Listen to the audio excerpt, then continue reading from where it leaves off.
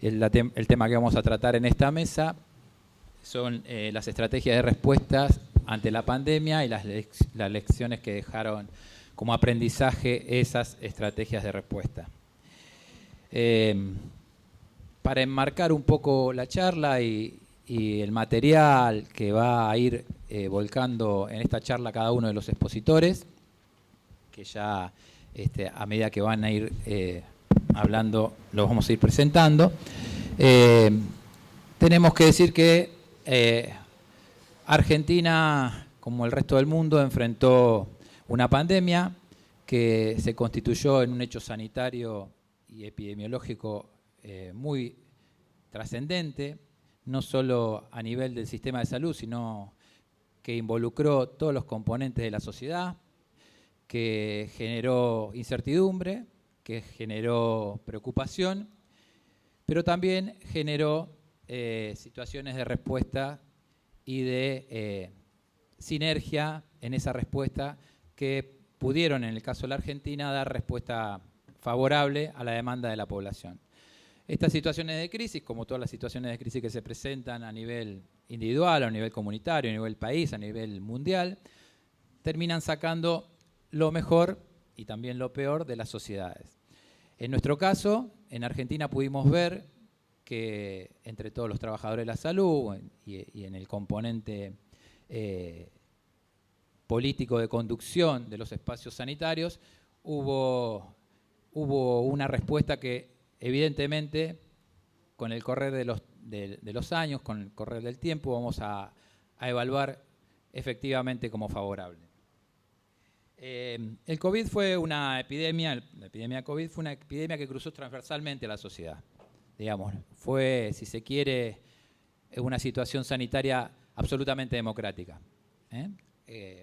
Cruzaba a nivel social la preocupación de todos los integrantes de la sociedad y impactó de igual manera en todos los componentes, no importa en su momento el estatus social al que perteneciera.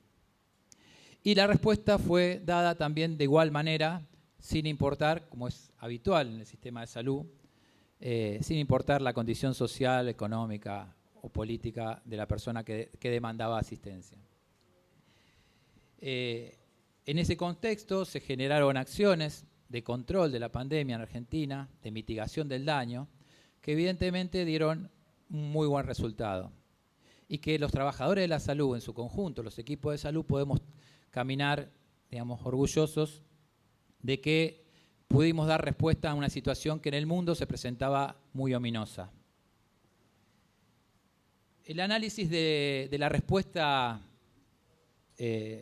ante la pandemia por el sistema de salud lo debemos hacer en tres dimensiones esenciales, que son la respuesta personal, la respuesta individual, aquello que cada una de las personas, sean trabajadores de la salud, sean personal esencial o sea la población misma, dio ante la situación de pandemia. Algunos con mayor capacidad de análisis y de dar respuesta, otros con más temores, con más incertidumbre, pero la sociedad tuvo una respuesta a nivel individual que se caracterizó en la Argentina por seguir los lineamientos que el sistema sanitario iba dando.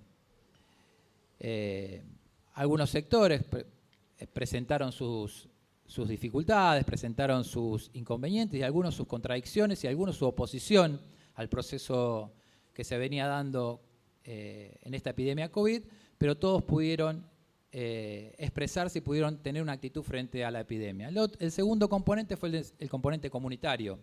Y ahí ya la tenemos en la mesa a Claudia, que nos va a dar su aporte en relación a cómo actuaron los componentes comunitarios en el proceso de atención, de control y mitigación de la pandemia, que fueron esenciales, que fueron uno de los sectores que más aportaron al acompañamiento de la población que padecía la situación de pandemia y que fueron una polea de transmisión de las políticas que iban emanando de los diferentes sectores de gestión y de atención de la situación de pandemia. Y el tercer componente es el Estado Nacional, cómo el Estado Nacional se organizó de manera tal de ejercer una gobernanza sobre las situaciones que se iban dando en relación a la aparición de los diferentes casos de COVID y la evolución de la pandemia. Hay que destacar que hubo un importante fortalecimiento del rol del Estado. El Estado asumió un rol importante en la coordinación y conducción y gobernanza de las acciones sanitarias. Esto es importante en un momento en que algunos sectores de la sociedad, no solamente en Argentina, sino en el mundo, pone en tela de juicio el rol del Estado como eje central de las políticas.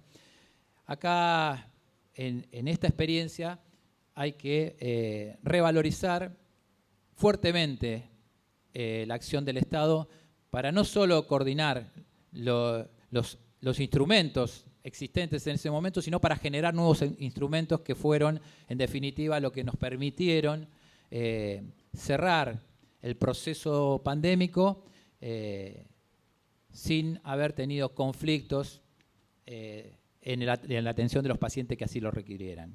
En Argentina, todos los pacientes fallecidos por COVID fallecieron en una sala de cuidados médicos. En Argentina se organizaron y se dio respuesta a todos aquellos que necesitaban atención en pandemia, y ahora lo vamos a ver en las experiencias que van a contar cada uno de los colegas que se encuentran en esta mesa. La Argentina pasó de tener 8.400 camas al inicio de la pandemia a casi duplicarlas, con casi 12.000 camas. Esto fue un proceso continuo de incorporación de camas. En relación a los recursos humanos, también hubo un continuo proceso de adecuación, readecuación y de mejoramiento de las capacidades de los recursos humanos para poder asociarlos a la respuesta COVID. Hubo un proceso de creación de hospitales modulares, que se crearon casi en la primera etapa 12, después fueron 17, luego 25, y hoy que aún siguen construyéndose en esa estrategia de hospitales modulares, tenemos alrededor de 30, 35 hospitales en el proceso de construcción. Eran hospitales modulares que se generaban y se instalaban directamente en el territorio para dar respuesta. Bueno, y por último, aparecieron las vacunas como una respuesta, digamos, definitiva que nos dio la posibilidad de resolver, en cierta forma, la coyuntura abrupta de las condiciones más graves de salud que generaba COVID. Quiero rescatar, digamos, también el proceso de trabajo intersectorial que se fue dando, digamos, que todos los sectores participaron sinérgicamente en una hermandad importante que se logró para que cada uno de los actores del sistema sanitario y aquellos personal esenciales por fuera del sistema sanitario, los roles que se asignaron a cada uno y cómo fueron cumplidos y la excelencia en la ejecución de esos roles. Por último, las complicaciones que se generaron, las lecciones aprendidas, podemos decir la gestión de insumos, de los elementos de protección personal, cómo se gestionaron, las complicaciones que hubo, cómo se resolvieron, cómo el Estado también ahí fuertemente apoyó la resolución de esos conflictos que se generaban en la operativa, que por ahí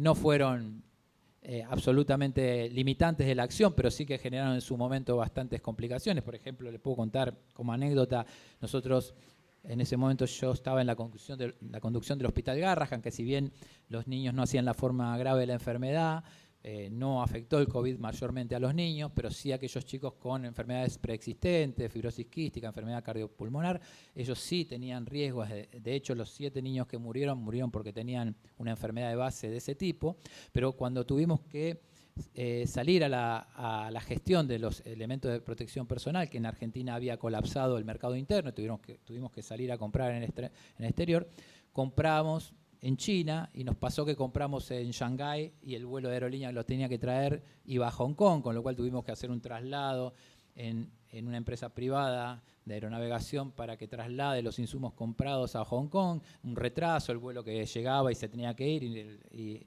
y los insumos nuestros que no llegaban. Digamos, esas complicaciones que fueron resueltas pero que generaron un alto estrés en su momento a nivel de la gestión de los efectores.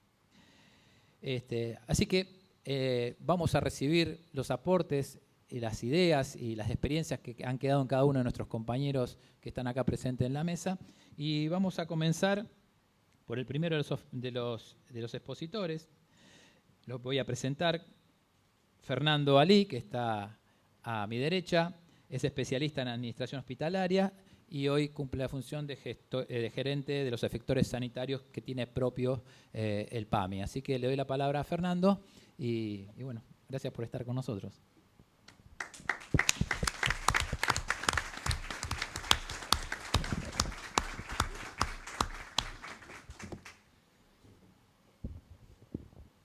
Bueno, buenas tardes a todos y a todas. Gracias por concurrir. Y lo escuchaba, yo creo que lo conocen todos por su trayectoria, pero bueno, me precedió Oscar Trota, y mientras él iba hablando, lo iba escuchando, y en esta mesa donde uno lo que va a hablar es de aprendizajes en la pandemia, que no los tengo en la presentación, y veía la cara de todos ustedes. Digo, ¿cómo se gestionó, cómo se abordó, cómo se llevó adelante la pandemia? Claramente tiene que ver con todos los que están hoy escuchando en los distintos ámbitos, que son los trabajadores de la salud de manera amplia, profesionales, no profesionales, todos los que hacen el equipo de salud. Y lo que vamos a contar es una experiencia de la institución que me toca estar ocupando un cargo ahora, pero como en todos los ámbitos de la vida, el aprendizaje de algo que va sucediendo lo tiene el capital humano, y sin duda que en salud lo tiene el capital humano de salud, que son todos los trabajadores que han podido llevar adelante, afrontar cómo se afrontó la pandemia y con los buenos resultados, si se puede hablar de buenos resultados en estos casos, que se tuvieron. Así que creo que, para empezar, antes de la presentación, el primer aprendizaje de la pandemia son todos los que están sentados ahí, todo el capital que han adquirido ustedes. Estoy en PAMI, soy gerente de efectores sanitarios propios. Brevemente, muchos deben saber, pero les cuento qué es el PAMI. El PAMI tiene casi 51 años, es la obra social más grande de Argentina y la más grande de Latinoamérica, y bastante única en su tipo en todo el mundo. Siempre que hay alguna visita internacional nos consultan cómo es el PAMI, cómo se financia, cómo puede llevarse adelante, y en este sentido imagínense, en contexto de pandemia, una obra social que tenía que dar respuesta a 5 millones de afiliados, con las imágenes que nos llegaban desde Europa, ¿no? Por supuesto, como toda institución, tiene una misión, tiene una visión similar a todas las instituciones de salud, que uno tiene que dar cuenta y tiene que dar respuesta cuando va ocupando eso. En las instituciones uno no puede hacer lo que quiere o como le parece que hay que hacer las cosas, sino esto está trabajado, está escrito, hay objetivos, y debíamos garantizar el acceso a la salud, en nuestro caso a los 5 millones de afiliados, a las personas mayores. El PAMI, aparte de afiliados jubilados, le presta servicios de salud a veteranos de guerra, a su familia, a personas con certificados de discapacidad. Desde hace un tiempo atrás ya no los está prestando directamente el PAMI, pero sí se hace a través de desarrollo social. Y la mayoría lo conoce como financiador, como el mayor financiador en la Argentina del sistema de salud privado y del sistema de salud público, ya que también contratamos efectores públicos. Pero el PAMI, además, y de esa manera también dio cuenta en la pandemia, tiene efectores propios, da servicios directamente, no solo es un financiador. Tiene 6 efectores propios, 2 que están ubicados en Rosario, son 2 policlínicos. Uno que está ubicado en la ciudad de Mar del Plata, que es el Hospital Jusey de Mar del Plata. El Hospital Milstein, que está ubicado en Ciudad de Buenos Aires, acá en Ciudad de Buenos Aires. El Hospital Bicentenario de Ituzaingó, que es un hospital que se puso en marcha en pandemia como respuesta al COVID y hoy está llamado a ser un hospital de alta complejidad. Y a la vez, ya que estamos hablando del sector público y políticas públicas, también coadministramos hospitales desde PAMI que a veces, por distintas razones, el sector privado no pudo hacerlo, no lo hizo del todo bien o llevó a la quiebra de esos sectores. El Jusey, que no lo mencioné, es un ejemplo. Es un hospital que era privado, que quebró y el PAMI lo recuperó para el sector público con una ley de expropiación y hoy está brindando servicios en la ciudad de Mar del Plata. Así que coadministramos, en el marco de una quiebra, el Hospital Español de Buenos Aires, uno de los hospitales más importantes que hay en Buenos Aires por la cantidad de camas, y una pequeña clínica en Lanús. Digo pequeña porque la tenemos en comodato y todavía no está definido si nos vamos a hacer cargo completamente, pero que fue unos centros de atención COVID, como ahora lo vamos a ver. Y también único y inédito en la historia del PAMI, formamos parte de un SAMIC, del Hospital de Esteban Echeverría, que es un hospital SAMIC, donde normalmente siempre está municipio, provincia y nación, y en este caso aparte, por primera vez en la historia de los sistemas de salud de Argentina, participa una obra social. Lo que conocen todos, tenemos 17.000 prestadores, 8.000 médicos de cabecera, una red de farmacia a nivel federal, bueno, las actividades como financiador. Y sí mencionarle que hay 38 grandes unidades de gestión local que están distribuidas por las distintas provincias, que son desde donde se llevan adelante las políticas territoriales del PAMI. Mencionaba Oscar, nos encuentra en la pandemia, se dan cambios en el contexto epidemiológico y nosotros comenzamos a desarrollar acciones del instituto, pero acordadas e integradas con todo el sistema de salud. Una de las primeras medidas era fortalecer el sistema de salud. Además de fortalecer el sistema de salud, como bien lo llevaban adelante desde el Ministerio de Nación y fundamentalmente con quien más articulamos los que estamos acá en provincia de Buenos Aires, también tenemos residencias de larga estadía, lo que comúnmente uno conoce como geriátricos, son residencias de larga estadía. Hay muchas personas que las utilizaban, teníamos que hacernos cargo de eso. Y convocados al plan estratégico de vacunación. Algunas acciones, como financiador. El sector privado, cuando aparece la pandemia, había que invertir, por supuesto, ¿no? Había que invertir en elementos de protección personal, había que invertir en camas, teníamos de mínima 14 días, cerca de un mes y la persona entraba a terapia. Digo, había que invertir en todo eso, entonces el sector privado comienza a no dar la respuesta esperada, más en un modelo que teníamos en ese momento capitado. Se comienza a ver qué se puede hacer, se generan incentivos para el sector privado, que son módulos COVID. Para que internen un paciente COVID tuvimos que incentivarlo. Se armaron centros de aislamiento propios del PAMI en diferentes municipios, en diferentes regiones, donde los municipios nos prestaban parte de su territorio. Se armaron diferentes hospitales modulares, carpas, todo para casos COVID leves. También se hizo una gran inversión. Decía que hay oficinas de PAMI distribuidas por todo el país. Todos ustedes, ahora no nos vemos con los barbijos, pero estamos acostumbrados, todos nos veíamos con los barbijos. También hay que invertir en eso y sobre todo cuidar a quien cuida de la salud, ¿no? ¿Quién cuidaba al que cuida de la salud, al trabajador de la salud? Se hizo inversión para cuidar a todos los agentes administrativos. Y en algún momento donde las camas empezaban a saturarse en nuestras residencias, y las residencias propias y en las privadas que también financiamos, se tomó una decisión que era dividir la residencia para los casos de COVID leve. ¿Qué pasaba? Trasladábamos a los pacientes a los hospitales. En los hospitales ya no había cama. Por supuesto, todos los que se han desempeñado en el hospital saben que no es gratuito estar en el hospital. Aparte de COVID, otras infecciones intrahospitalarias, digamos, un montón de circunstancias más.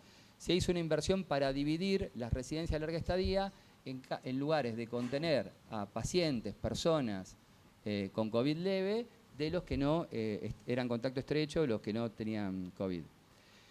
Y dos hitos muy importantes, la puesta en marcha, que veo que está todo el equipo de Ituzaingó, la puesta en marcha del hospital de Ituzaingó, un hospital que se había finalizado su construcción en el 2015 y luego tuvo un parate muy grande y se puso en marcha durante la emergencia de COVID y se logró hacerlo y dio respuesta, o la respuesta esperada.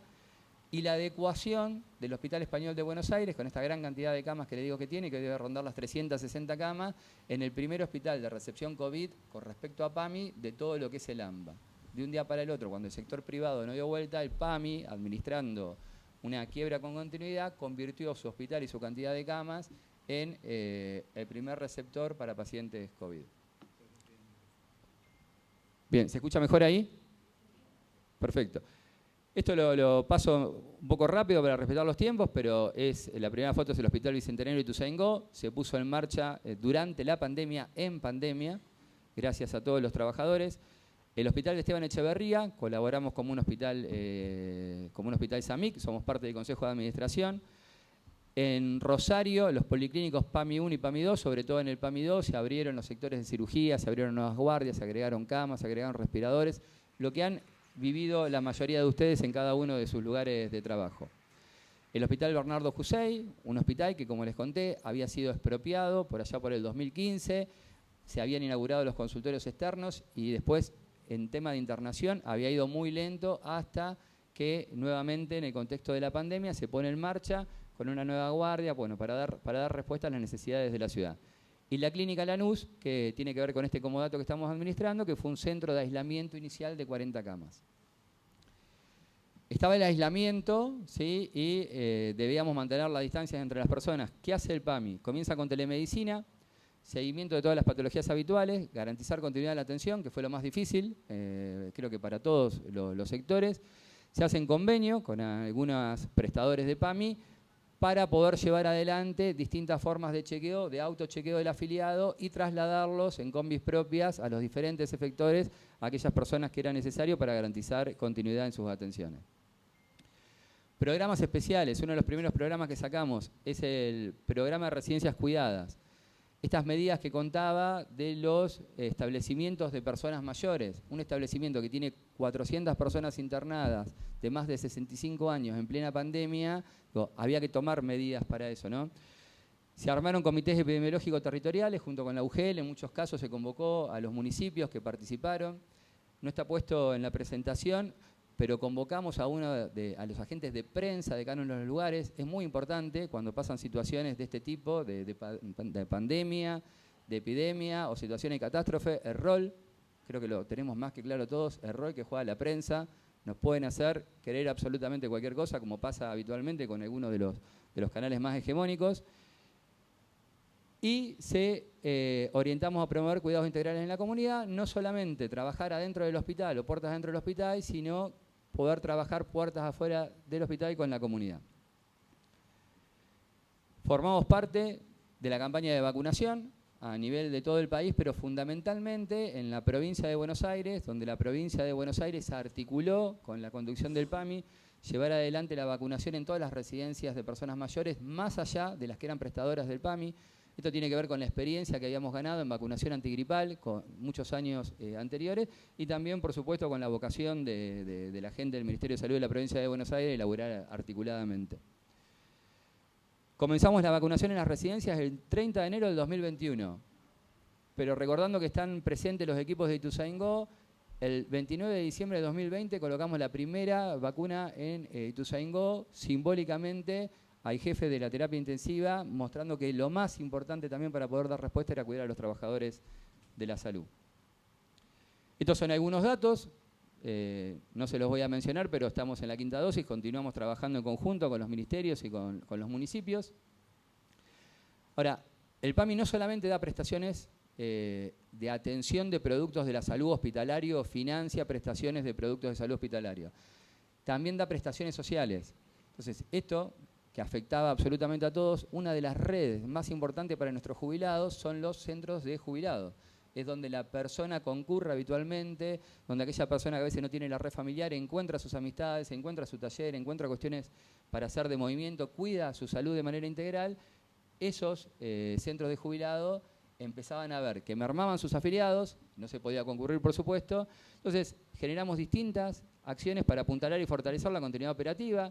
Fueron subsidios, fue empezar a utilizar para dar clases de tai chi, de yoga, de comunicación, para hablarse, para preguntarse cómo está, diferentes tecnologías de videollamadas, diferentes tecnologías web. Y en los apoyos alimentarios de emergencia, los afiliados del PAMI, con algunas condiciones de vulnerabilidad, reciben de los centros de jubilado o recibían apoyo alimentario, se los entregaban directamente. Lo que nos sirvió de alguna manera en la pandemia es para dar un salto en transparencia, en calidad, que esos mismos subsidios hoy se mantienen directamente a través de la ANSES y articulamos también entre diferentes instituciones del Estado. Receta electrónica, trámites digitales, todo buscando siempre cuidar a nuestros afiliados, que no se contagien, y a nuestros trabajadores. La experiencia y las conclusiones de lo que nos deja la pandemia, podríamos hablar lo que se mencionaba hoy, a nivel local, lo que costó comprar cuando el mercado no entregaba todos los elementos de bioseguridad y nos querían mover los precios, lo que costó transformar los hospitales. Digo, creo que experiencias vamos a tener un montón. Desde PAMI preferí focalizarme un poco más en lo macro, donde lo que nos deja como experiencia es que la articulación entre el sector público y privado fue fundamental. Contaba que financiamos el sector privado y fue necesaria para mitigar los efectos de la pandemia en términos de escala. Ahora, lo que se creció en el sector público, los hospitales que pusimos en marcha, las camas que aumentamos, el equipamiento que quedó en el sector público, ese es lo que generó el verdadero crecimiento de la estructura sanitaria en Argentina, porque no se especula sobre las primas o las ganancias que se puede tener en diferentes tiempos. Sí salieron a dar respuesta, yo no sé si toda esa inversión después se sostuvo como estructura sanitaria, ¿sí? Y sí en el sector público. Eso nos parece absolutamente importante y por eso celebramos desde PAMI este primer Congreso Internacional de una Salud Pública. También se hace necesario reforzar la figura rectora del Ministerio de Salud de la Nación, ¿sí? En estos tipos de casos. Lo vimos, el trabajo que llevó adelante, quien en ese momento era ministro de Salud de la Nación, Ginés, y cómo lo acompañaba desde la provincia de Buenos Aires, tanto el ministro como el viceministro, pero necesitamos darnos una discusión compleja sobre cuál es la figura rectora en términos de salud del MESAL, del Ministerio de Salud de la Nación. Por otra parte, tal vez porque he desarrollado mi mayor carrera sanitaria dentro del PAMI, me ha tocado ser director de UGL, director de hospitales, pero desde la subjetividad que toca verlo, creo que el PAMI es una de las instituciones con mayor potencialidad estratégica a la hora de determinar políticas de salud por la capacidad que tiene, primero del territorio federal y luego de financiamiento. Cada vez que nosotros definimos y elegimos financiar algo, se genera una estructura fija que obras sociales más pequeñas, que lo fragmentado y lo segmentado que está el sistema de salud, puede tomar esa estructura fija, ¿sí? Para poder contratar, para poder tener prestaciones para otros afiliados. Y por último, que espero que sea algo que compartimos todos, me parece que también la pandemia lo que nos deja es que la integración del sistema de salud es algo absolutamente necesario y que cada cual desde nuestros lugares tiene que empujar levantando la voz lo más fuerte que pueda, y a veces levantar la voz no es gritar, sino levantar la voz es trabajar más en ese sentido. Muchas gracias.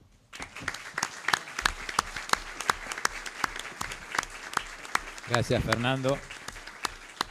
Bueno, ahora le vamos a dar, para que cuente su experiencia, a Jonathan Confino, gran compañero, amigo, médico especialista en medicina interna, magíster en efectividad clínica, doctor en medicina, investigador y docente universitario, y actualmente, entre otras cosas, secretario de Salud de Quilmes. Bueno, muy buenos días, tardes a todos y a todas. Me voy a parar así veo mejor a los del fondo y vamos a poner la presentación.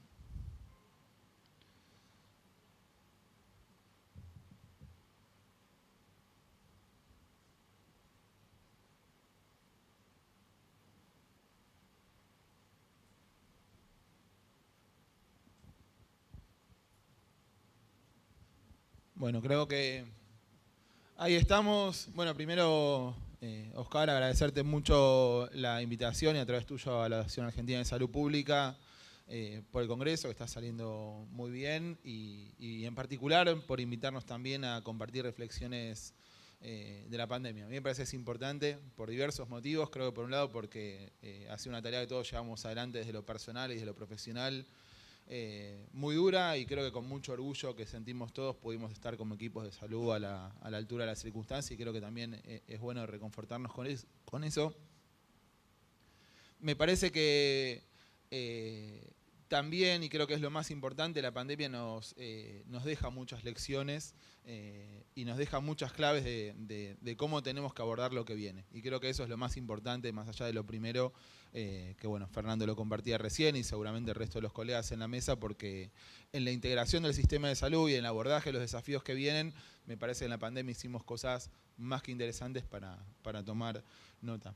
Y creo que lo interesante también del abordaje de una pandemia absolutamente novedosa, que no estaba en los planes creo que de ninguno, es haberla abordado con conceptos que no inventó ninguno de nosotros, sino que vienen del sanitarismo argentino hace mucho tiempo, encarnados en todo el trabajo de Ramón Carrillo, de Florial Ferrara y de tantos otros compañeros que vienen apostando, entendiendo la salud como un derecho, entendiendo que la participación comunitaria tiene que ser parte de ese proceso, sumando a la participación popular, organizando y formando parte de ese trabajo a nivel comunitario. Y me parece que hay algo interesante de eso, donde muchas veces nos tocaba por ahí compartirlo con algunos estudiantes quienes tenemos el orgullo de ser docentes universitarios o compartirlos con compañeros en debates.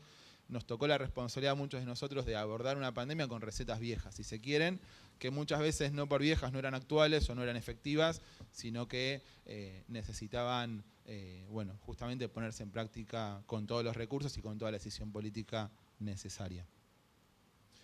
Conocen Quilmes, me imagino, y si no conocen, los invitamos, es el lugar más lindo de la Argentina. 650.000 habitantes, 45 centros de salud, 3 hospitales, un municipio del segundo cordón del conurbano, con casi un 50% de pobreza, digo, con las complejidades que tiene el conurbano bonaerense, y Quilmes no es la excepción, y que articula además en el marco de la región sanitaria sexta con los efectores de los municipios de alrededor. ¿Qué nos encontramos? Digamos, y creo que es un poco lo que nos pasó a todos, digamos, previo al abordaje a la pandemia, en la medida que íbamos viendo en enero, en febrero, que el tema del coronavirus venía, bueno, avanzando hacia Occidente, desde China, y bueno, después con toda la situación de Europa y cómo puso en jaque quizás a los mejores sistemas de salud que se habían visto fortalecidos después de la Segunda Guerra Mundial con los estados de bienestar. La verdad que a muchos nos preocupaba cuál iba a ser la situación en el conurbano, particularmente cuando nos habíamos encontrado con un sistema, no solamente por las características del sistema de salud argentino con su fragmentación, sino también porque veníamos de 4 años de un gobierno neoliberal que había cerrado un Ministerio de Salud, que había desfinanciado los hospitales y que había generado un sistema de salud que a duras penas podía dar respuesta a las cuestiones habituales. Por eso tuvimos que fortalecer el sistema, digamos, todo esto, cuento un poco lo de Quilmes, pero de ninguna manera fue una tarea solamente de un secretario de salud o de nuestra intendenta Mayra, sino que fue un trabajo articulado principalmente con el Ministerio de Salud de la Provincia de Buenos Aires y también con la colaboración del Ministerio de Salud de la Nación, que nos permitió triplicar el número de camas, construir un nuevo hospital como fue el hospital modular que Oscar decía al principio que tenemos en Quilmes, con 76 camas y 24 camas de terapia intensiva, construir centros de atención primaria de la salud, porque también había una necesidad de fortalecer la atención primaria, de poder no solo mantener los centros de salud abiertos, digamos que es casi una obviedad, pero que no pasó en todos los distritos del país, sino que justamente puedan organizar la atención de la mejor manera para que aquellos bebés que tenían que seguir atendiéndose o controlándose lo puedan hacer, y que a su vez todos los casos que se le pueda descomprimir a los hospitales en ese momento también se puedan hacer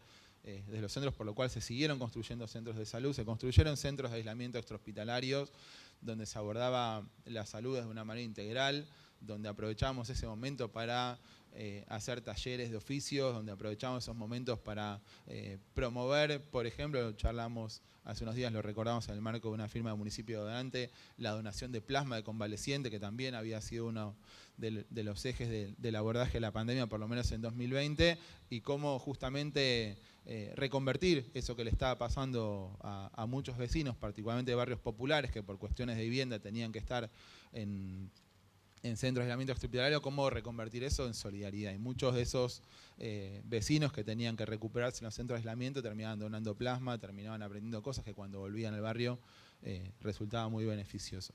Y bueno, por ejemplo, recuperar una fábrica de producción pública de oxígeno que estaba arrumbrada hacía 35 años en el fondo del Hospital Iriarte de Quilmes.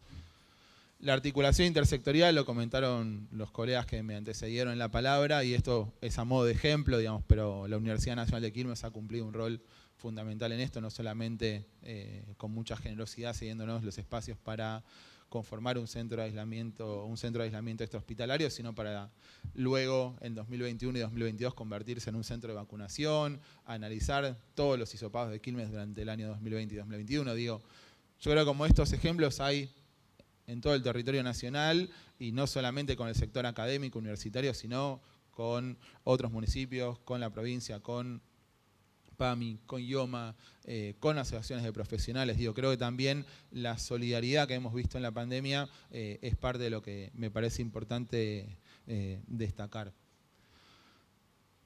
La participación comunitaria creo que ha sido también una de las claves. Creo que entendimos desde el primer momento que iba a ser insuficiente el abordaje de la pandemia solamente con los equipos de salud que desde ya tenían que verse fortalecidos.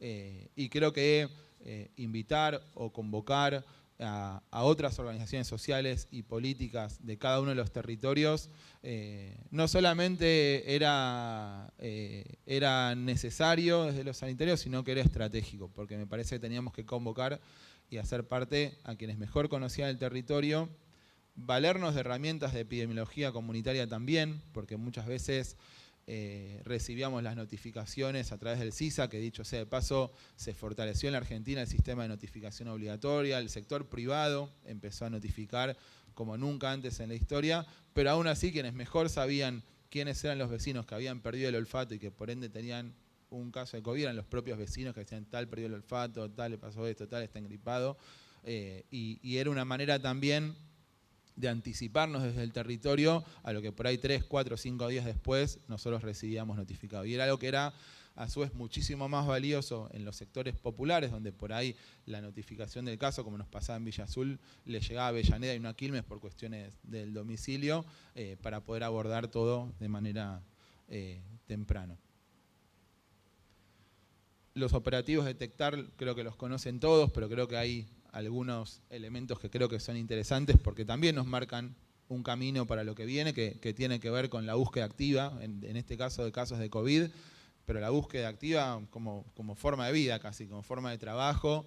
La veo a Noé, directora de Salud Comunitaria, con el equipo, ya llegó para quedarse, ¿no? Como se dice, y me parece que la posibilidad de ir casa por casa, buscando casos, no quedarse de brazos cruzados en los centros de salud esperando que lleguen los casos de COVID o que lleguen los problemas, sino que justamente hacerse cargo de las necesidades, creo que también es parte de lo que nos explica los resultados que hemos tenido en la pandemia, que comparto que ningún resultado en la pandemia puede ser bueno porque fue una tragedia, pero sin duda creo que podemos rescatar algunos aspectos que nos pueden servir, como decía antes, para lo que viene.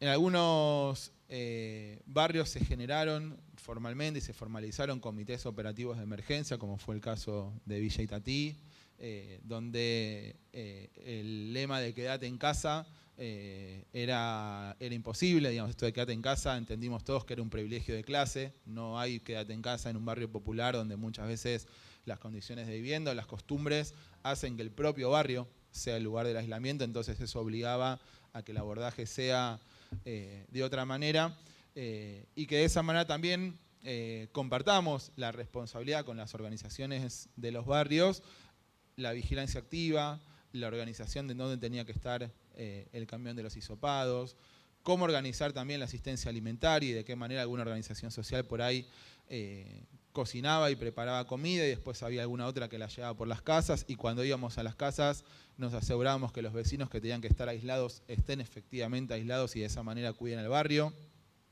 porque había muchos vecinos que habían perdido su forma de sustento porque no podían salir a ganarse el mango, o habían aquellos que ya tenían por ahí un trabajo en relación de dependencia y tenían su salario, pero no podían ir a comprar porque tenían que estar aislados. Entonces, creo que se generó en el marco de estos comités operativos de emergencia un trabajo articulado y solidario, conducido por la autoridad sanitaria, municipal en nuestro caso, y en colaboración permanente con el Ministerio de Salud de la provincia, pero conformada por todos los actores, inclusive por muchos vecinos que individualmente querían ayudar de alguna manera, y hemos tenido casos emocionantes de vecinos de una villa, de Villa Itatí, que para poder participar del COE se alquilaban una habitación, pagaban con plata que casi no tenían para cuidar a su familia, pero también para poder ayudar, aún poniendo en riesgo su propia vida. Y esto ha pasado en muchísimos casos.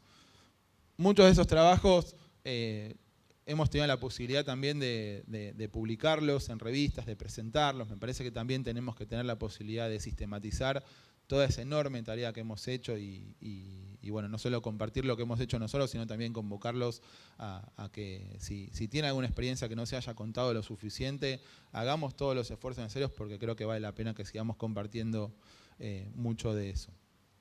Creo que el tablero de camas del Ministerio de Salud de la provincia es otro de los ejes importantes porque para poder abordar la pandemia de la mejor manera creo que hubo que construir un sistema de información sanitaria, que desde ya el CISA es una parte, pero creo que también, en lo que decía Fernando antes, en la integración del sistema, desde el municipio nos venía, era muy necesario que nosotros sepamos qué cantidad de camas tenía el sector privado. Quilmes tiene un sector privado que es muy importante, que sepamos cuál es la oferta prestacional de la seguridad social, que conozcamos la información que hay en todos los hospitales, digo, porque muchas veces ni siquiera el sector público está integrado. Entonces, en un municipio donde compartimos una UPA, donde compartimos un hospital municipal con un hospital provincial, muchas veces ni siquiera nosotros mismos sabíamos los recursos que teníamos y que fue parte de las primeras tareas que el 10 de diciembre del 2019 comenzamos a hacer en Quilmes, que tenían que ver con empezar a integrarnos nosotros, los centros de atención primaria, los hospitales, los efectores municipales, y desde ya seguir con el público. No me voy a detener mucho en el caso de Villa Azul porque creo que fue de público conocimiento, donde tuvimos la decisión de proponer ante un brote de una tremenda magnitud para ese momento, la decisión de hacer un aislamiento comunitario, como decíamos antes, dadas las características del barrio. Pero que en ese aislamiento, digamos, no es que fue una decisión solamente de alguna autoridad política, sino que fue un trabajo articulado con el barrio. Digamos, fue los días previos algo compartido con referentes del barrio, hablado con los vecinos, que todos entiendan que era lo mejor que podía suceder para cuidar al barrio, donde nosotros le podamos a los vecinos ofrecer la recuperación en un centro de aislamiento extrahospitalario, como podía ser la UNCI u otro, en la medida que quieran y que vuelvan al barrio sin contagiar. Eso nos permitió, al cabo de 2 semanas, mitigar un brote que podría haber tenido una magnitud tremenda, inclusive expandirse para otros barrios como Villa Itatí, que queda enfrente, y que nos permitió tener en Villa Azul, por ejemplo, una cero prevalencia, una cantidad de casos contagiados de COVID del 14% de la población, que cuando uno lo compara con lo que también pasaba en ese momento en la Villa 31 de Retiro, en el barrio Padre Carlos Mujica, estudios de ese momento reportaron una cero prevalencia del 54%. Entonces fíjense cómo pudimos contener un brote que terminó siendo 4 veces menor, obviamente lamentando muchas menos consecuencias, pero con una gran presencia del Estado, digamos, ¿no? Cuando uno dice, bueno, pero eso que pasó en Azul se podría replicar, la realidad es que depende, porque para que los resultados hayan sido como fueron, bueno, hubo un Estado presente que repartía apoyo, que repartía pañales, que distribuía garrafas, que distribuía tarjetas de teléfono, que estaba con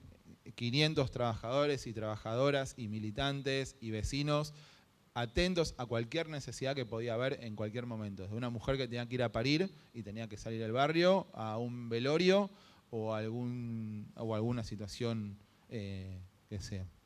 Lo voy a ir metiendo. Bueno, para ir terminando, digamos, también un poco en espejo con lo que pasó en Azul y anticipándonos a lo que podía pasar en Villa Itatí, un barrio mucho más grande, armamos un COE y no me voy a expandir mucho porque, bueno, pudimos construir un documental que se los recomiendo, que se llama Faros de Salud, sobre toda esa experiencia, y hay un fotolibro que también está publicado que narra un poco esa historia, así que invitarlos a todos, está en YouTube y es gratuito obviamente, a que lo vean ustedes y lo compartan con quienes consideren. Un poco jugamos con eso de bueno, ver de qué manera esa experiencia donde constituimos foros de salud, donde se trabajó muy fuerte en la participación popular en salud, podía ser un faro, si se quiere, para lo que se venía en el futuro. Creo que es el dato más importante, que el ministro Kreplak lo menciona cada vez que puede, donde en la provincia de Buenos Aires no hubieron diferencias en cuanto a mortalidad y morbilidad en los sectores populares. Esto es un montón, esto creo que es todo, porque cuando hablamos al principio de tener una gestión con perspectiva de equidad, es justamente saber que tenemos que dedicarle más esfuerzo, más recursos, más tiempo a quienes más lo necesitan. Y bueno, y creo que los resultados también en la provincia de Buenos Aires al menos estuvieron a la vista.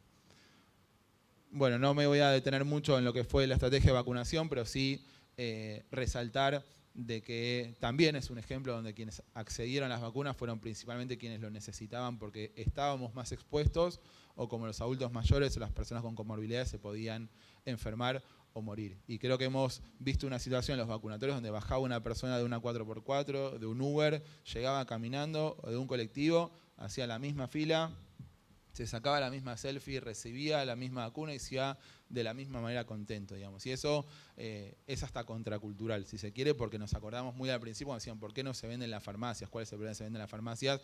Cuando sabemos que si se vende de esa manera y se piensa los recursos en salud de manera mercantil, van a acceder primero quienes más recursos económicos tienen. Bueno, vacunamos por todos lados, en los clubes de fútbol, en las universidades, jornadas barriales, postas fijas en la estación de tren, circuitos a los alérgicos, bueno. A punto que llegamos con este tipo de noticias que después nos enorgullece mucho de que fueron a ver un DJ en Quilmes y los terminaron vacunando. O sea, ibas a la cancha y terminabas vacunado, ibas a ver a Capanga y terminabas vacunado, bueno, y así, bueno, y un poco esto que creo que también es algo lindo, vinimos a ver a Alan Gómez, que no sé quién es, cuestión que para entrar tenés que tener mínimo 2 dosis, y si no la tenés te la dan ahí nomás, lo que se dice gestión cumbiera. Lo entendimos como un halago.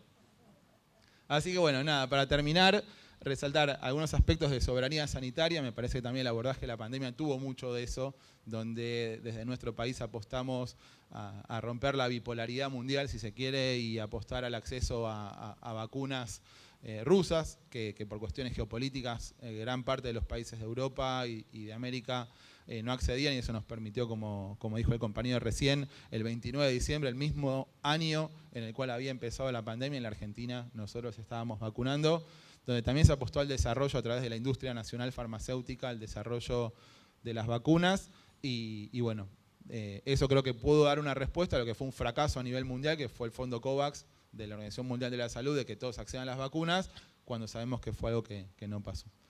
Voy a adelantar un par y termino con esta. Me parece que en relación a lecciones aprendidas, sin duda la participación y la organización comunitaria, que fue un eje de trabajo, tiene que servirnos para lo que viene. Transformar estos comités operativos de emergencia, como dice el cura de Villitatí, Coco, transformarlos justamente y resignificarlos en la coordinación entre las organizaciones y el Estado. Me parece que habla mucho de cómo tenemos que reorganizar esos foros de participación popular. La búsqueda activa y de casa por casa como política de Estado para lo que necesitamos. Y terminar con 4 puntos que son parte del plan quinquenal que el ministro Kreplak presentó en el COSAPRO, que tienen que ver con tener un modelo de cuidados y protocolos de actuación. En toda la Argentina nosotros sabíamos que si alguien tenía anosmia, tenía COVID, que si tenía mocos, tos, tenía que ser hisopado, que si no tenía eso, no tenía que ser hisopado. Digo, tenemos que lograr tener guías de práctica clínica y que se utilicen en el sector privado, en el sector público, en Quilmes, como en el municipio de cualquier otra parte del país, donde todos abordemos las patologías o hagamos prácticas preventivas de la misma manera basados en la mejor evidencia científica disponible. Asignar los recursos con perspectiva de equidad, fortalecer el sistema de información sanitaria para la toma de decisiones, como hablamos recién, por ejemplo, con el tema del tablero de gestión de camas, y el CISA, y por último, bueno, lo mencionaban también antes, tener gobierno sobre lo que pasa en materia sanitaria en todo el país, para que justamente la ocurrencia de las enfermedades no dependa del código postal de la gente, sino que justamente sea un derecho para todos y todas. Gracias. Gracias, Jonathan. Bueno, ahora compartimos la presentación de Fabio Crudo. Fabio es especialista en clínica médica e infectología. Es subsecretario de Salud del municipio de San Antonio de Areco.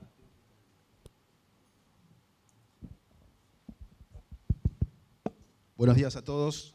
Bueno, gracias a las autoridades por invitarme. Uy, ¿qué hice? Ah, no lo hice yo. Bueno, mientras tanto va apareciendo y tratando de no pasar más allá de los 8 a 9 minutos que tenemos, quiero aclarar que le voy a contar las lecciones aprendidas por mí y por nuestro equipo. No quiero que esto se tome como que es extensivo a otra jurisdicción que no fue la del equipo de San Antonio de Areco. Y sí, también me voy... Bueno, si no la tengo en...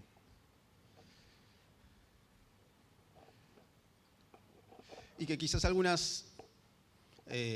comentario puede sonar discordante, y bueno, estas son nuestras lesiones. Me invitaron a presentar justamente, a ver, ahí.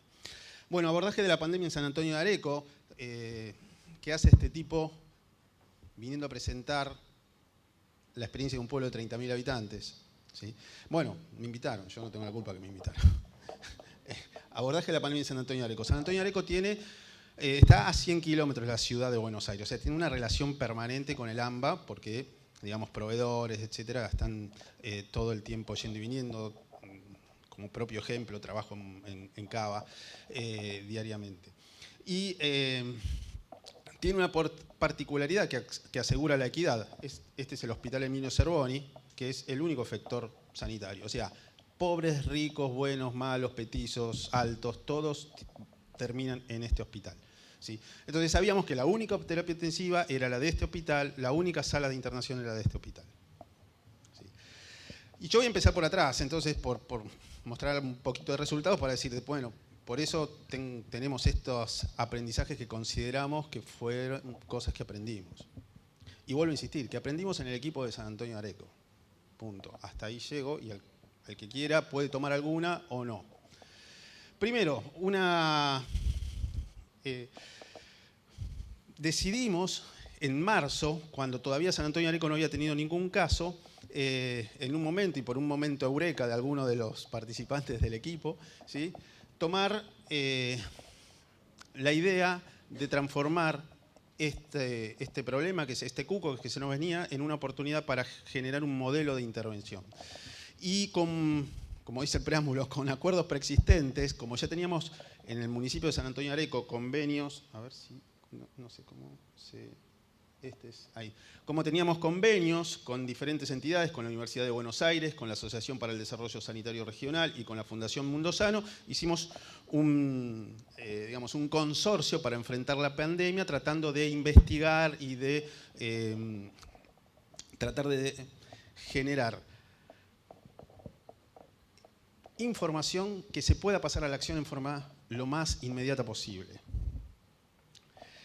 Eso llevó a que, encaremos esto con un perfil lo más científico posible y lo más riguroso posible, y por eso los datos que yo le voy a presentar tienen que ver, esta es una de las publicaciones, British Medical Journal, sobre la vigilancia epidemiológica y la mitigación, y después en un momento pensamos que estamos manejando aceptablemente bien las cosas, pero bueno, dijimos no podemos quedarnos con esto por propio relato. Entonces decidimos convocar a la Organización Panamericana de la Salud para que haga una after action review, es decir, que nos venga a revisar a ver si lo que estábamos haciendo estaba dentro de los parámetros y lo que pensábamos que iba de determinada manera, un organismo supranacional nos avalara o corrigiera.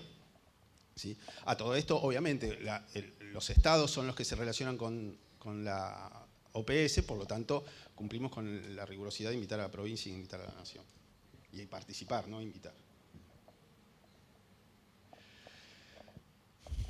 Para resumir todo lo que nosotros hicimos, porque pensando que tenemos poquito tiempo, y empezamos teniendo objetivos claros. Sí. ¿Cuál es el objetivo claro? Que no se muera la gente por COVID, lo ponemos en palabras simples. Segundo, que el sistema de salud no se desborde, imposibilitando la correcta atención de las personas con COVID o sin COVID, fundamentalmente, ¿sí?, que lo requirieran. Y acá todo tenía que entrar acá adentro. ¿Sí? Entonces, primero ahora, ¿cómo ir haciendo esto? Bueno, primero tratar de ganar tiempo hasta disponer de vacunas. Y de opciones terapéuticas. Cuando nosotros arrancamos no había ni vacunas, pero sí sabíamos que iba a haber por todo el background que había. Y tampoco teníamos bien en claro. Nosotros arrancamos esto pensando que la hidroxicloroquina era la salvación o el ritonavir era la salvación de los pacientes. Y creo que no pasó un mes donde tiramos este tema a la basura. Ganar tiempo hasta disponer de vacunas y opciones terapéuticas. 2, manejar a los pacientes clínicamente. Es decir, vamos a intentar que esto se pueda hacer. Tratando de jugar al partido fuera de las terapias intensivas. Cuando todo el mundo corría por respiradores, pensamos, pero para. A ver, a ver si lo podemos sacar de la terapia intensiva esto, porque nosotros no tenemos más que 8 camas, mejor dicho, teníamos 4 y duplicamos a 8. Hasta acá llegamos, si necesitamos más, la gente de San Antonio Areco no va a tener lugar donde ubicarse. Pero después, cuando vimos que se podía jugar el partido un poco fuera de la terapia intensiva, intentamos hacerlo fuera de la internación, directamente que la gente no se tuviera que internar. Investigar fue la base para contribuir a ambas acciones y la investigación para la acción, es decir, con una agilidad suficiente que nos permita tomar nosotros conductas respecto de nuestros propios datos, ¿sí? Porque los datos cambian, no es lo mismo las realidades, por ejemplo, 500.000 habitantes, de un pueblo de 30.000 habitantes. Recursos son diferentes, modos de vida, todo diferente. Y por último, generar equipos motivados. A ver, tengo la opción de que la gente se me quiera ir a la casa y los enfermeros con la mínima de, yo tengo 51 y me voy a mi casa porque soy de riesgo, porque una vez me subió la glucemia. Bueno, no hay mucha gente para que atienda a los pacientes. Entonces tenemos que generar que la gente esté motivada, que sepa. Bueno, esto viene después. Entonces esta fue la estrategia y bueno, decir, ¿cómo hicimos? ¿Qué herramientas jugamos? Entonces, para ganar tiempo, lo primero que pensamos es decir, bueno, necesitamos que haya pocos casos. Para eso tenemos que evitar la circulación comunitaria, porque sabíamos que, todo el mundo sabía que cuando se instala la circulación comunitaria, la explosión de casos viene porque es una crecida exponencial, ¿sí? Entonces ahí generamos algunas herramientas como una red de rastreadores talibanes, si se me permite el término, ¿sí? Que hoy día saben la vida de cada una de las personas de San Antonio Areco, probablemente. Rápidamente desarrollamos y probamos, verificamos y validamos la estrategia de pools de PCR. ¿Por qué? Porque no había PCR para todo el mundo, ¿sí? Y después dijimos, hay que detectar los eslabones invisibles. Si las personas se empiezan a contagiar 48 horas antes de tener síntomas, y si hay muchas personas que no tienen síntomas y están contagiando, la explosión va a ser la regla. Entonces, bueno, ¿cómo bloqueamos eso? Bueno, hay que buscar los eslabones invisibles, pero no hay plata para los eslabones invisibles y hacerle PCR todo. Bueno, entonces, ¿cómo hacemos? Podemos quintuplicar quintuplicar el rédito. Nosotros lo hicimos todas las pruebas necesarias con la gente de la Universidad de Buenos Aires, con la gente del laboratorio del Hospital de Clínicas, ¿sí? Y entonces empezamos a usar estrategias de pools para personas que no tenían síntomas, pero eran contactos de sintomáticos. En el manejo clínico, llegar antes y pegar más fuerte. Dijimos, esto algo tiene que haber que funcione, ¿sí? Que no lo sepamos todavía es otra cosa. Entonces empezamos a hacer diferentes evaluaciones y vimos que el día de oro era el día 6. Ahí es donde se dividían las aguas de los pacientes que iban a ir mal o iban a ir bien. Entonces el día 6 lo tomamos rigurosamente, y esto está dentro de las conclusiones de OPS como una innovación, que el día 6 era el día de oro. Es decir, el día 6 aquel paciente que era complicable, no que estaba complicado, porque al día 6 las personas no pasaba nada.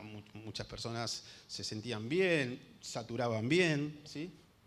Entonces era el día de oro. Pero bueno, ¿y cómo hacemos para evaluar a las personas en el día 6 a todos? Bueno, armemos un hospital de día, ¿sí? Y al mismo tiempo vayamos viendo y revisando permanentemente las diferentes estrategias que tienen diferentes lugares en cuanto a las drogas existentes y autorizadas, ¿sí? Existentes y autorizadas, y obviamente por ANMAT aquí en Argentina. Y esa revisión fue hecha, algo que no les conté, por miembros de estas 4 instituciones: Universidad de Buenos Aires, Fundación Mundo Sano, Asociación para el Desarrollo Sanitario Regional y la propia gente del municipio. Y para generar equipos motivados, esto fue bastante simple. Había que comunicar bien qué queríamos, por qué lo queríamos y para qué lo queríamos. Que cada enfermero supiera, que cada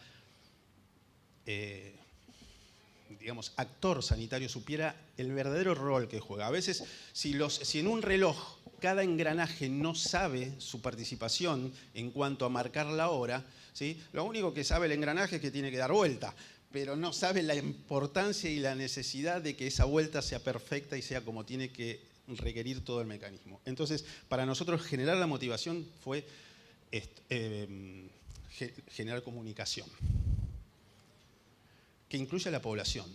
¿sí? Que incluye la población. Y la población, con el correr del tiempo, se sintió dueña del sistema de salud, ¿sí? Yo siempre pongo, nosotros participamos del estudio doble ciego, randomizado, de suero equino hiperinmune, el hospital de San Antonio de Areco.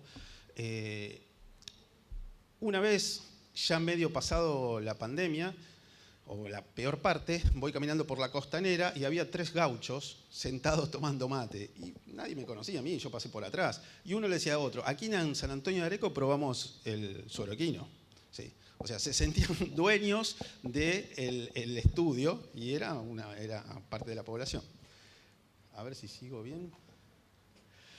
Bueno, es odioso, pero la única manera de saber si estamos más o menos bien, más o menos, es ubicarnos. Y las comparaciones son odiosas, pero hay que compararse, porque si no, no tengo posibilidad de decir voy bien o no. Por eso lo de la OPS, por eso la de la, digamos así, la revisión por pares de las revistas científicas, ¿sí? Entonces, esto es, a ver, ahí. Incidencia de casos. Fíjense que en San Antonio de Areco, ¿por qué pongo 30 del 11? Del 30 del 11 se pasó del ASPO al DISPO, ¿sí? En San Antonio de Areco versus, y no es comparable, esto es para ubicar la situación, ¿sí? La provincia de Buenos Aires y la región sanitaria cuarta, que es donde pertenecemos, la incidencia. Vamos después al año siguiente, y esto es cómo aumenta cuando ya dijimos, bueno, ya están las vacunas, dejemos que ya no estamos bloqueando la... ¿Sí? Entonces acá ya nos vamos para arriba. Y esto tiene que ver con la circulación comunitaria, fundamentalmente. ¿Cómo seguía esto acá? Letalidad y mortalidad, ¿sí? Esto es porque no quiero nombrar los municipios, ¿sí? Pero estos todos tienen un nombre.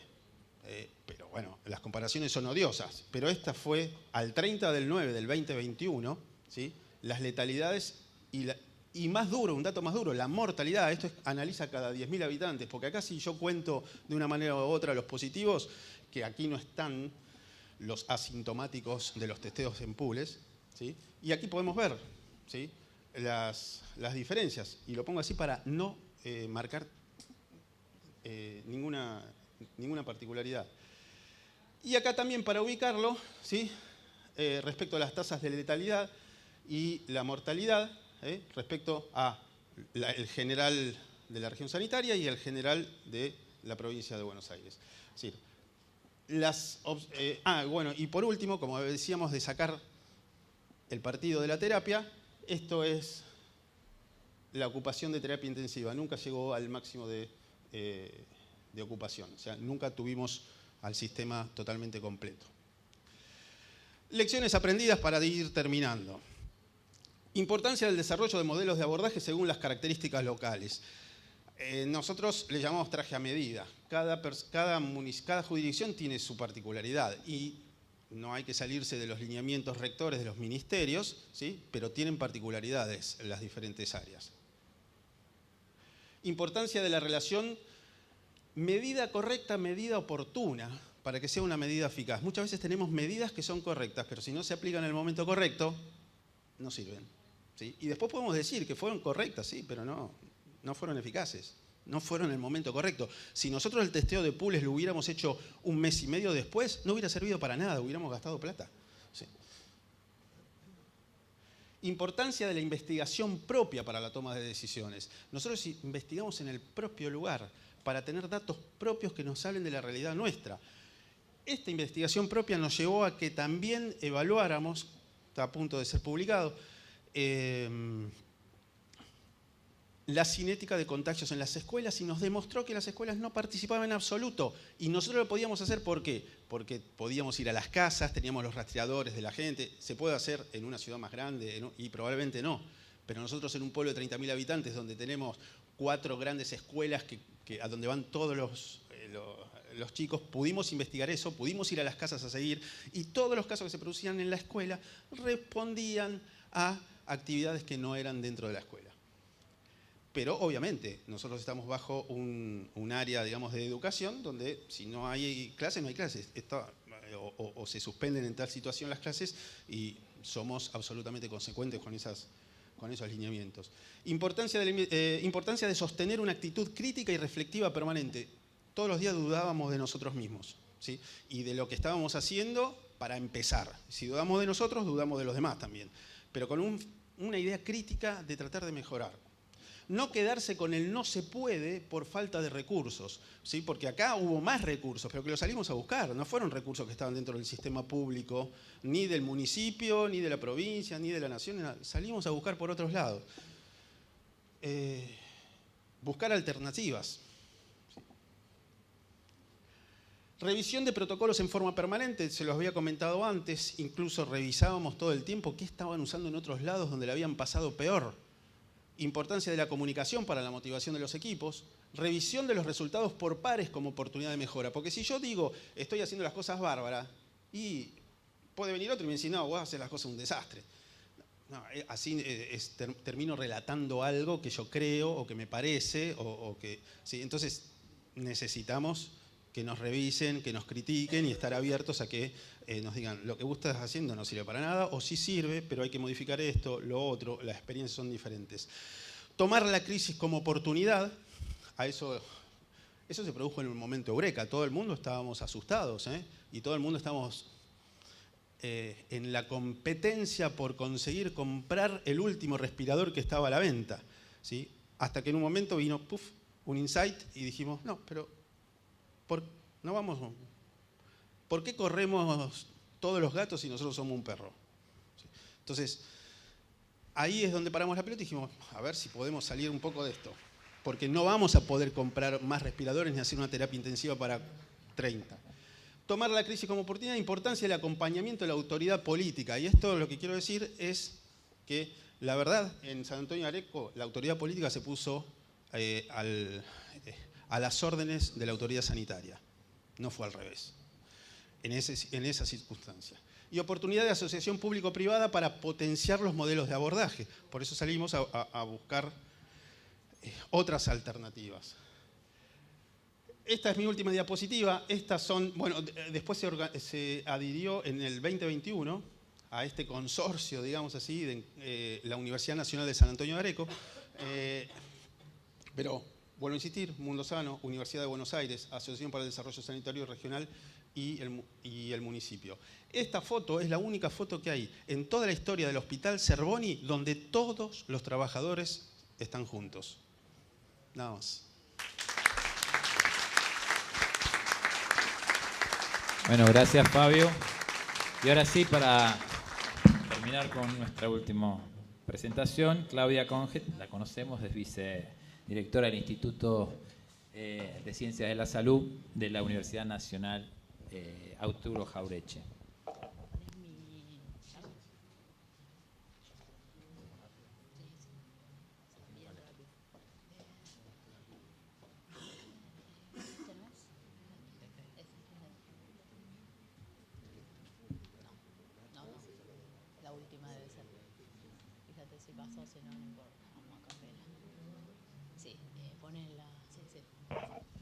Bueno, buenos días, buenas tardes. Bueno, como me presentaron, yo en este momento soy vicedirectora del Instituto de Ciencias de la Salud de la Universidad Nacional Arturo Jauretche, pero bueno, voy a hacer un poco de historia, voy a volver a la pandemia.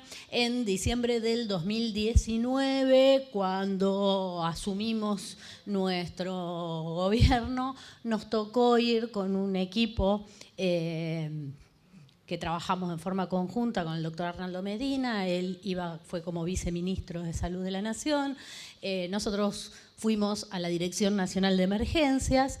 Llegamos a un ministerio muy deteriorado, que no era ministerio, que era secretaría, que lo habían degradado a secretaría. Y bueno, hubo que tomar decisiones que se empezaron a tomar desde ese momento. Ginés González García era nuestro ministro. Bueno, llegamos a mediados de diciembre, donde ya se empezaba a conocer algo de lo que estaba pasando en el mundo, y los primeros días de marzo nos notificamos de que comenzaba la pandemia COVID-19. Bueno,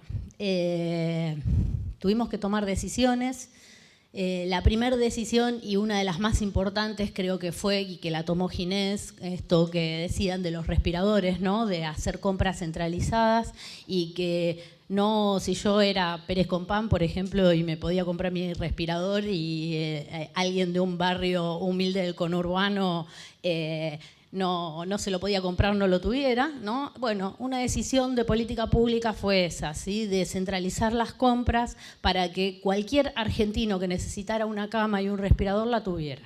Entonces, creo que desde ahí es una de las primeras medidas importantes que se tomaron. Después vinieron las siguientes, ¿no?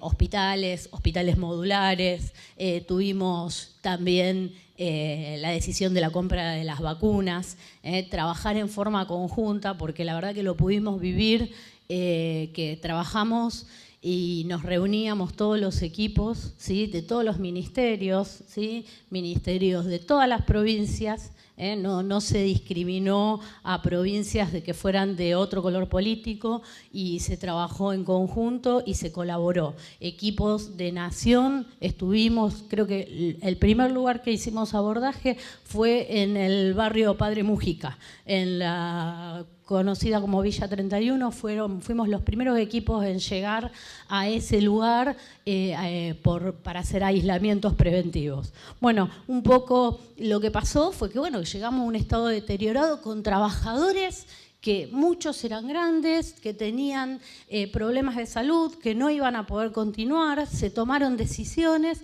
y esos trabajadores que hubo que aislarlos faltaban en los lugares, entonces, ¿qué estrategia podemos tomar?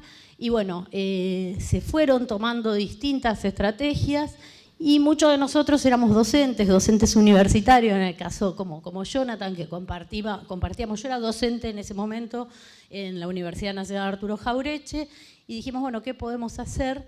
Y como primera estrategia fue convocar a trabajadores de la salud que trabajaran en privado, en otros lugares, pero se nos acababan los recursos. Graduados recientes, estudiantes, fueron convocados. Nosotros teníamos un voluntariado que era un voluntariado de capacitación, de formación en la Universidad Nacional, y decidimos convocarlos, llamarlos y decirles, vamos a tener que colaborar con los trabajadores de salud en pandemia. A los 2 días teníamos entre 3.000 y 4.000 estudiantes y graduados que se habían anotado y docentes para colaborar en la Universidad Nacional Arturo Jauretche. Ahí se fueron tomando distintas estrategias que fuimos trabajándolas, ¿sí? Estuvimos en Ezeiza, en la recepción de los repatriados, ¿sí? Llegábamos, controlábamos temperatura. Al principio, cuando les vaya contando, creo que todos ustedes han pasado por los distintos lugares, los hoteles de aislamiento, ¿sí? Convertíamos hoteles turísticos en centros de aislamiento provisorios, ¿sí? Primero fue por 14 días, después 7, y hacíamos el control, teníamos que alimentarlos, teníamos que hacer todo ese trabajo. Estuvimos en los centros de aislamiento, colaborando también con los distintos municipios. Participamos en una estrategia de estudio, ¿sí? De estudios serológicos, ¿sí? Para ver cómo se movía el COVID en el AMBA, ¿sí? En todas las estaciones ferroautomotor. Luego llegó la estrategia de detectar, tuvimos que capacitarnos, formar a todo el que participaba de esa estrategia, desde el triage de ingreso que se hacía y que trabajábamos en conjunto con los promotores de salud, ¿sí? Hasta el hisopado, que había que hacerlo, ahí también se trabajaba. Y como estrategia de la Dirección Nacional de Emergencias hay algo que siempre decimos, nosotros no vamos a colaborar si no nos llaman, si no nos necesitan. O sea, vamos a los lugares donde realmente están desbordados, donde necesitan profesionales y así nos tocó ir a la Patagonia, ir al norte argentino, estuvimos Jujuy, Orán, hemos participado de un montón de estrategias, porque faltaban profesionales formados, porque estaban enfermos, porque estaban aislados, porque muchos habían fallecido y bueno, teníamos que estar en ese lugar. Participamos también de la estrategia CETEC, ¿sí? que tuvimos 2 aulas de nuestra universidad, que en un momento era lo único que funcionaba, que estaban los estudiantes ahí dando medidas de prevención, de control telefónico y tomando datos. Y muchas veces, recién di otra charla y se acercó una compañera y me dijo, bueno, mi papá le hacían contención hasta psicológica todos los días porque lo llamaban y él esperaba ese llamado mientras estaba con COVID, ¿no? Bueno, así que un poco fuimos participando de todas las estrategias, cosas que yo personalmente pensé que nunca iba a hacer, era subirme a un avión de las fuerzas y viajar por todo el país para colaborar, para llevar insumos, para llevar profesionales, lo hicimos también. Colaboramos con los municipios en las estrategias, estuvimos con Jonathan en Itatí colaborando con los promotores de salud, con nuestros graduados que hisopaban y tenemos los mejores relatos y experiencias vividos con ellos.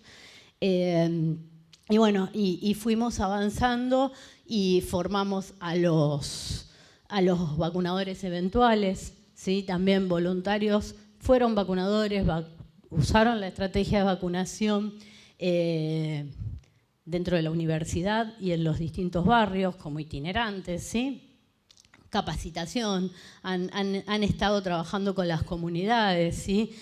Muchas veces hay mucha dificultad de acceso con las comunidades originarias que no quieren que la gente del lugar entre o el agente sanitario entre, y cuando veían que eran estudiantes, cuando veían que eran voluntarios, aceptaban que ingresen y que estén en contacto con ellos y que les enseñen algunas medidas de cuidado. Bueno, también el tema de la donación de sangre que faltaba en ese momento, esto fue algunas actividades que se hicieron en el Hospital El Cruce, ¿sí? Y bueno, voy a dejar esta foto y voy a hacer una conclusión para no seguir demorando y que nos reten, ¿no? Como conclusiones, desde la Dirección Nacional de Emergencias, nosotros tuvimos muchos aprendizajes, ¿no? Y uno de estos aprendizajes fue que en el momento que surgió la pandemia no teníamos la cantidad suficiente de profesionales para ir a las distintas provincias, ¿sí? A las terapias intensivas, al prehospitalario. Entonces dijimos, ¿qué pasa acá? Tenemos que hacer algo. No puede ser que si necesitamos un médico, un terapista, un kinesiólogo, no estemos preparados, ¿sí? ante estos eventos. Surge la estrategia MT, ¿sí? Que muchos la deben conocer, médicos y técnicos para trabajar en desastres, ¿sí? Para cobertura de desastres, que es una estrategia de OPS. Y nosotros decíamos, bueno, en Argentina siempre se decía que hubo historia con MT y realmente en pandemia nos dimos cuenta de que no.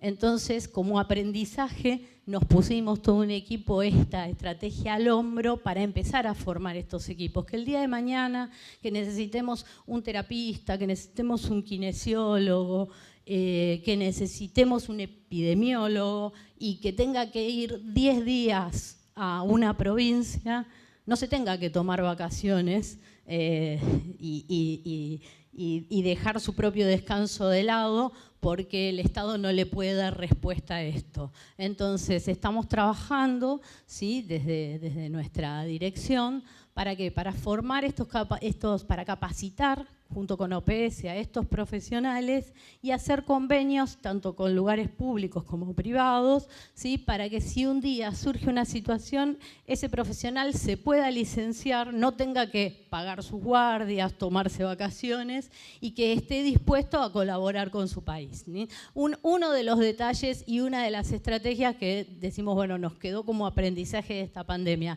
Y otro, bueno, la formación multidisciplinaria, la formación en equipo. Estas imágenes que ven acá son de nuestro hospital de simulación, que es un orgullo en La Jaureche, que este año pudimos inaugurarlo, que tenemos maniquíes de alta complejidad y que capacitamos a todas estas carreras, ¿sí? La licenciatura en enfermería, medicina, kinesiología, tecnicatura en emergencias y desastres, gestión de pacientes, los posgrados también, y que los formamos multidisciplinariamente, porque después cuando surgen las emergencias, surgen las pandemias para las que tenemos que estar preparados, nos damos cuenta que mi especialidad, yo soy licenciada en Protección Civil y Emergencias. Muchas veces voy a necesitar un compañero médico, una compañera enfermera, vamos a estar trabajando en todos los ámbitos juntos. Entonces, desde la formación tenemos que empezar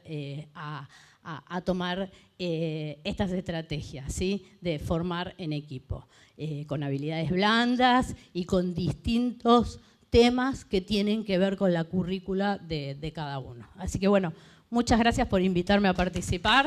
Espero haber sido breve. Bueno, gracias a cada uno de los expositores, gracias a los que han compartido esta mesa en esta estrategia de respuesta durante la pandemia y esas lecciones aprendidas que pudimos ver cómo encaramos la pandemia en coberturas de millones, de cientos de miles y de aporte de los sectores ligados a la salud, cómo nos organizamos. Mientras algunos sectores de la sociedad minoritarios, pero que tuvieron un gran impacto y generaron gran confusión, expresaban que se muera quien se tenga que morir o que generaban espacios de contrarrevolución, si se quiere, contraempuje a la estrategia sanitaria que tanto esfuerzo nos costaba, y cuando veíamos también muchos compañeros nuestros que estaban padeciendo la enfermedad o que algunos de ellos lamentablemente habían fallecido, no habíamos salido de esa situación desagradable y angustiosa que nos tocaba vivir cuando ya empezaban a atacar a la siguiente estrategia, que era la vacunación, con infinidad de posturas contrarias. Pero a pesar de todo eso, el sistema dio respuesta, los trabajadores pudimos dar respuesta y, reitero, creemos que hacia el futuro, repasando el pasado, observando el presente y mirando al futuro, podemos caminar con la cabeza bien alta de que en la Argentina cada uno de los trabajadores de la salud, cada uno de los que participaron de la atención, la mitigación y el control de la pandemia, hemos hecho las cosas, si se quiere, maravillosamente. Así que gracias por estar acá, gracias a los expositores y seguimos con el Congreso.